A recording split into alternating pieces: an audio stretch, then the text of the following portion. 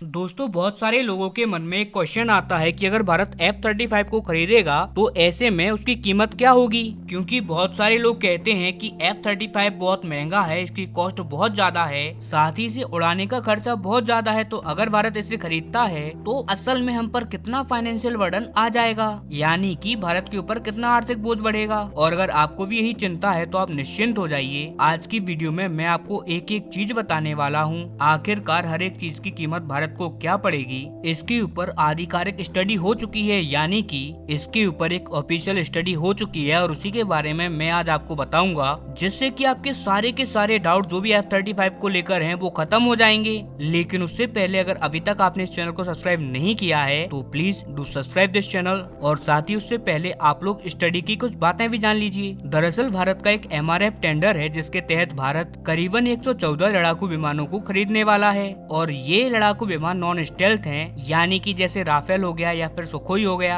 ऐसे लड़ाकू विमान भारत खरीदना चाहता है। लेकिन स्टडी में कहा गया है कि अगर भारत इसी टेंडर में F-35 को इंक्लूड करता है और सिलेक्ट करता है तो भारत को इस MRFA के बजट में आखिरकार कितने F-35 मिल जाएंगे, इसी के ऊपर ये पूरी स्टडी हुई है और आज मैं आपको ये बताऊंगा। तो सबसे पहले हमें जो अमेरिका इस टाइम पर ऑफर कर रहा है F-35 को, यानी कि जो हमें बेच रहा है अमेरिका, वो है F-35 का ब्लॉक 3 वेरिएंट। यानी कि जैसे स्मार्टफोन कंपनियां हर साल स्मार्टफोन को अपग्रेड करती हैं, हर साल नए नए स्मार्टफोन बनाती हैं और उन्हें लॉन्च करती हैं, और कुछ उसी प्रकार का इन लड़ाकू विमानों में भी होता है।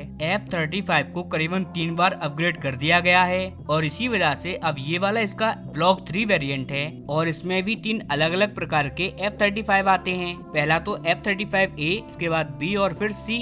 F-35 तो एक नॉर्मल स्टेल्थ लड़ाकू विमान है, लेकिन B और C में अंतर ये है कि B एक नॉर्मल तरीके से उड़ान भर सकता है, लेकिन ये वर्टिकल लैंडिंग करने में सक्षम है, यानी कि जैसे कोई हेलीकॉप्टर कहीं भी किसी भी वक्त उतर सकते हैं ना, ये ठीक उसी की तरह लैंडिंग कर सकता है। किसी भी छोटी से छोटी जगहों पर आप देख सकते हैं कुछ इस प्रकार से ये लैंडिंग करता है। लेकिन जो इसका C वेरिएंट है वो सबसे ज्यादा आधुनिक वेरिएंट है। ये हेलीकॉप्टर की तरह उड़ान यानी कि टेक ऑफ तो करता ही है, लेकिन लैंडिंग भी कर सकता है। और एक तरीके से इसका सबसे बड़ा बेनिफिट आपको तब मिलता है जब आपके पास कोई एयरक्राफ्ट कैरियर ना हो। ऐसे में आप किसी भी नॉर्मल प्रकार की शिप पर समुद्र के बीच में बड़ी आसानी से इसे उतार सकते हैं और इसीलिए ये सबसे ज्यादा खतरनाक वेरिएंट इसका माना जाता है। लेकिन इसकी आवश्यकता ज्यादातर नौसेनाओं को पड़ती है। जो वायुसेना है वो अमूमन F-35A ही खरीदती है, इसीलिए हम अगर F-35 खरीदेंगे वायुसेना के लिए तो हम भी इसका F-35A वेरिएंट ही खरीदेंगे। लेकिन इसके बावजूद मैं आपको तीनों के प्राइस बता देता हूँ। F-35A की कीमत इस टाइम पर है $78 मिलियन, यानी कि $78 मिलियन।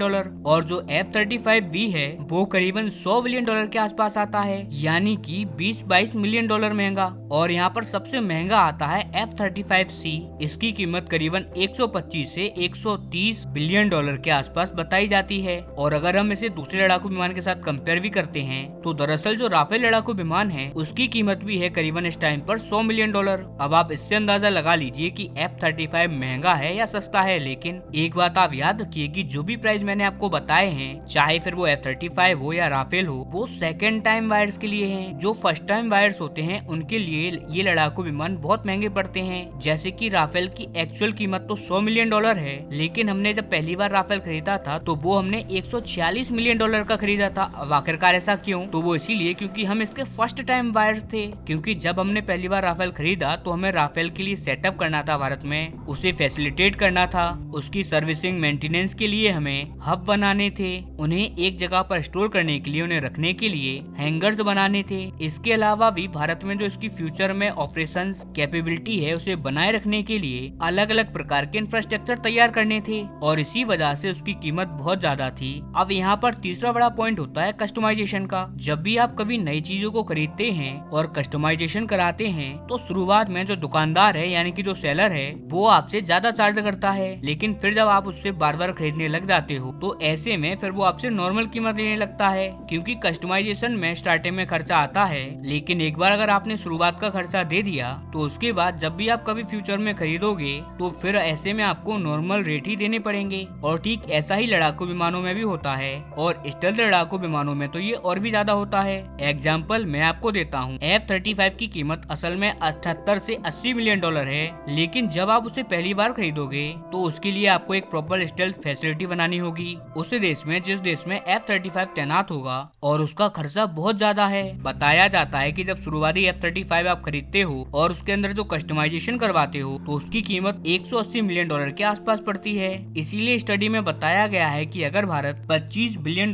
खर्च करके F-35 खरीदता है तो हमें करीबन 140 F-35A स्टेल्थ लड़ाकू विमान मिल जाएंगे। और इस $25 बिलियन में 140 लड़ाकू विमान तो हैं ही, साथ ही आपको फुल कस्टमाइजेशन मिलेगा। इसके साथ आपको मिसाइलें भी मिलेंगी। जी हाँ, जो इसकी एमरेन मिसाइलें हैं वो भी आपको दी जाएंगी। इसके अलावा भारत के अंदर इसका इंफ्रास्ट्रक्चर, साथ ही भविष्य में जो इसकी मेंटेनेंस हब है, इसकी जो सर्विसेबिलिटी है, उसमें वो सब कुछ इंक्लूड होगा। यानी कि कंपैरिजन के लिए भारत ने जितने में राफेल लड़ाकू विमान खरीदा है उससे करीबन 25 से 30 मिलियन डॉलर हमें एक्स्ट्रा पे करना होगा। लेकिन उस एक्स्ट्रा में आपको एक प्रॉपर स्टेल्थ लड़ाकू विमान मिलेगा जो कि आप पाकिस्तान को तो छोड़ ही दीजिए, पूरे एशिया के अंदर इंक्लूडिंग चाइना, इन सभी को हम बाईपास कर देंगे। एयर सुपीरियोरिटी के मामले में यानी कि भारत की वायुसेना सबसे ज्यादा ताकतवर मानी जाएगी। अब आप लोग कहोगे कि यार जापान के पास भी तो F-35 है, तो मैं आपको बता दूं कि उनके पास ज्यादा संख्या में नहीं है, और हम यहाँ पर बात कर रहे हैं ऑलमोस्ट 150 लड़ाकू विमानों की, जो कि एक बहुत बड़ा ह्यूमंगस नंबर है। और इसीलिए ये भारतीय वायुसेना को बहुत आगे लेके जाएगा।